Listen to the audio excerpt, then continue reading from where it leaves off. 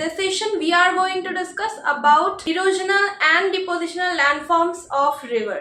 तो चलिए शुरू करते हैं आज का session. But before I start the session, अगर आप मेरे चैनल पे न्यू हैं प्लीज चैनल को सब्सक्राइब और शेयर करना मत भूलना, और साथ ही साथ आप ये जरूर इंश्योर करना कि डिस्क्रिप्शन में जितनी भी जो भी लिंक्स आपको देखने को मिल रही हैं उन्हें जरूर जाके चेक करें, उन्हें देखें और अपनी पढ़ाई को और ज़्यादा बेहतर बनाएं.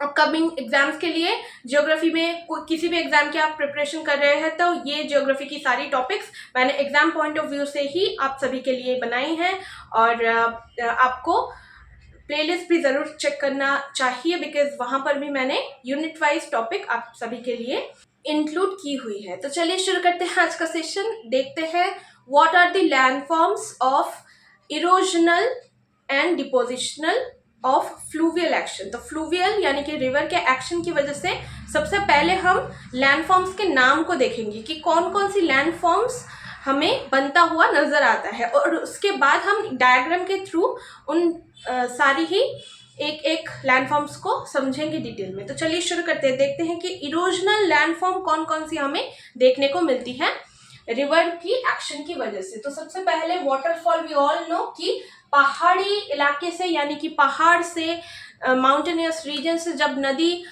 नीचे उतरती है या फिर अप स्लोप से डाउन स्लोप की तरफ आती है तो वो क्या होता है वहाँ पर स्पेसिफिकली, वहाँ पर हमें वाटरफॉल का फॉर्मेशन देखने को मिलता है. वाटरफॉल स्पेसिफिकली कुछ भी नहीं है, हार्ड रॉक और सॉफ्ट रॉक जब एक साथ हॉराइजॉन्टली सिचुएटेड होते हैं तो हार्ड रॉक्स को जो रिवर की वाटर है वो इरोड नहीं कर पाती है, और इसी वजह से हार्ड रॉक ना इरोड होने के कारण ऊपर से नीचे की तरफ.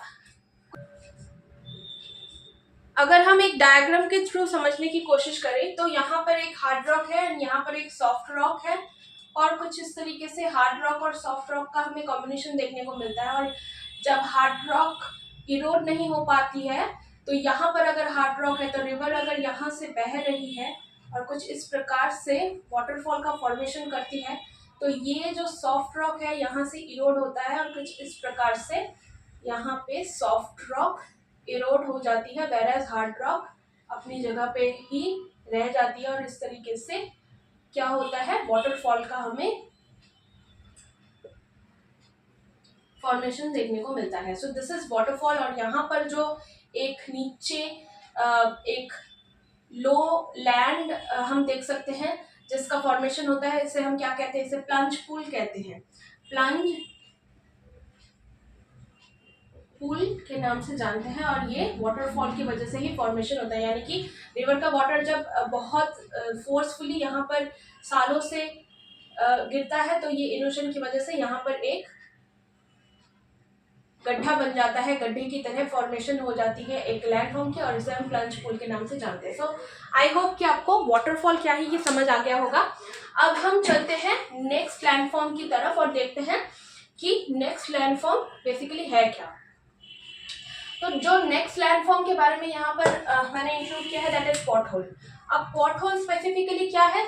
पॉटहोल है कुछ इस प्रकार से अगर रिवर बह रही है और यहाँ पर बीच में अगर कोई भी होल है जो बनता है किससे, जो रिवर में जितनी भी पेबल्स होती हैं, छोटे छोटे पत्थर होते हैं, कंकर होते हैं, वो क्या करते हैं ग्रेजुअली गोल गोल घूमते हुए रिवर की वाटर की एक्शन की वजह से गोल गोल घूमते हुए कुछ गड्ढे की तरह एक लैंडफॉर्म का फॉर्मेशन करती है, और इसी को हम पॉट होल्स के नाम से जानते हैं. पॉट होल्स के नाम से जानते हैं. थर्ड जो लैंडफॉर्म है that is I and V shape valley. यहाँ पर मैंने यहाँ पर ड्रॉ किया, आप देख सकते हैं कि आई शेप वैली, आई की शेप की तरह एक वैली का फॉर्मेशन हमें देखने को मिलता है. इरोजनल लैंडफॉर्म है ये. और वी शेप, वी जो लेटर है उसकी तरह जब हमें लैटरल डाउन कटिंग की वजह से ये जो आई और वी शेप बनती है इसका कुछ इस प्रकार से, क्योंकि आई और वी शेप की तरह जो लेटर है उसकी तरह देखने को मिलता है, इसी वजह से इसका नाम भी उसी तरीके से हमें देखने को मिलेगा. कैनियन का फॉर्मेशन होता है. कैनियन और गॉर्जस दोनों एक दूसरे से इंटर रिलेटेड है. कैनियन क्या है? कैनियन एक जब इरोजन करती है, जब नदी बहुत ही ज़्यादा इरोड कर देती है तब गॉर्जस बनते हैं, लेकिन उससे पहले का जो लैंडफॉर्म हमें देखने को मिलता है दैट इज स्पेसिफिकली कैनियन. तो सबसे पहले कैनियन बनता है जब कम इरोजन होती है और जब वो गहरा हो जाता है वैली, और गहरा होने के कारण ही आपको वहाँ पर क्या देखने को मिलेगा, आपको वहाँ पर गॉर्जेस देखने को मिलेगा। ग्रैंड कैनियन जो यूएसए में सिचुएटेड है, ये बहुत ही फेमस है। तो यहाँ पर कैनियन एंड गॉर्जेस का फॉर्मेशन हमें देखने को मिलता है। इसके बाद आता है इंटरलॉकिंग स्पार। इंटरलॉकिंग स्पार कुछ इस तरीके से हमें देखने को मिलता है, यानी कि जब एक माउंटेन दूसरी माउंटेन से कुछ इस तरीके से, इस प्रकार से एक दूसरे के बिल्कुल अगल बगल सिचुएटेड होती है, तो यहाँ से नदी जब एक जगह से होते हुए ऐसे गुजरती है तो यहाँ पर हमें इंटरलॉकिंग स्पार देखने को मिलता है। ये भी एक इरोजनल लैंडफॉर्म है। River terraces. रिवर टेरेसिस मतलब नदी जब इरोजन करती है अपने जर्नी के दौरान, तो नदी क्या करती है, कुछ स्टेप्स का निर्माण करती है। यहाँ पर आप देख सकते हैं, यहाँ पर स्टेप्स की वजह से नदी कुछ टेरेसिस का निर्माण करती है, और इसी को हम रिवर टेरेसिस के नाम से जानते हैं। और स्ट्रक्चरल बेंचेस भी इसी के साथ रिलेटेड है। स्ट्रक्चरल बेंचेस यानी कि बेंच लाइक एक लैंडफॉर्म हमें देखने को मिलती है। ये सारे ही क्या होते हैं, इरोजन के वजह से हमें देखने को मिलता है। अब आ जाते हैं हम डिपोजिशनल लैंडफॉर्म की तरफ, दैट इज एलुवियल फैन। तो जब पहाड़ से नदी बिल्कुल नीचे की तरफ आ जाती है तो वहाँ पर क्या करती है, वो डिपोजिशन करती है, या फिर हम ऐसा भी कह सकते हैं कि जब वो बिल्कुल लास्ट स्टेज में होती है, यानी कि ओल्ड स्टेज में होती है नदी, तो क्या होता है, वहाँ पर एक फैन लाइक स्ट्रक्चर हमें देखने को मिलता है। किस प्रकार से देखने को मिलता है मैं आपको ड्रॉ करके बता देती हूँ, ताकि आपको समझने में कोई प्रॉब्लम ना हो, दिक्कत ना हो, आपको आसानी में समझ आए।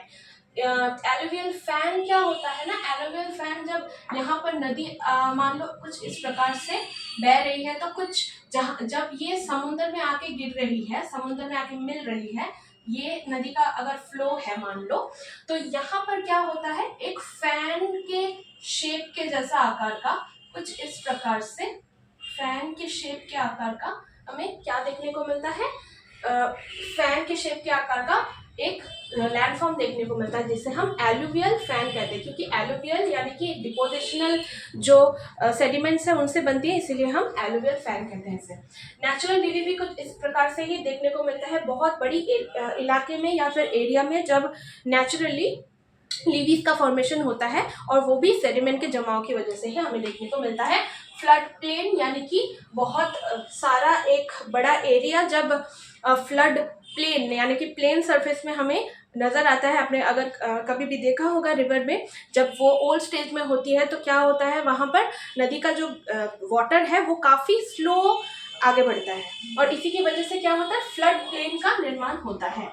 सैंड बैंक, सैंड के जमाव की वजह से सैंड बैंक का फॉर्मेशन हमें दिखता है।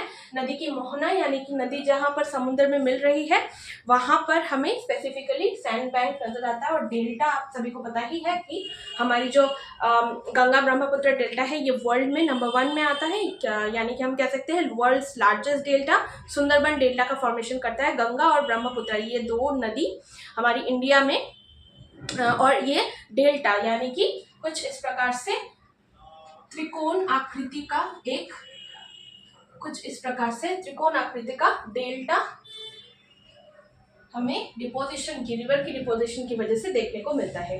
ये जब समुद्र में गिरती है तो कुछ इस प्रकार से 3 ट्रायंगल टाइप का शेप बनाता है, इसी को हम डेल्टा, रिवर डेल्टा कहते हैं।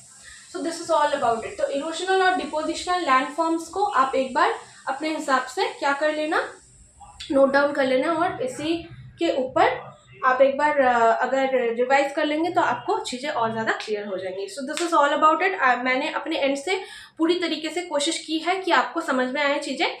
चैनल से जुड़े रहिए, किसी भी प्रकार की कोई भी आपको डिफ़िकल्टी आ रही है किसी भी टॉपिक में तो आप मुझे बता सकते हैं, मुझे मेल कर सकते हैं, कमेंट करके मुझसे जुड़ सकते हैं, और सेशंस को फॉलो करते रहिए, क्योंकि ये सारी ही सेशंस जो भी मैं आपके लिए करवा रही हूँ जियोग्राफी से रिलेटेड, सब ही आपके लिए बहुत ज़्यादा एग्जाम पॉइंट ऑफ व्यू से इम्पोर्टेंट है।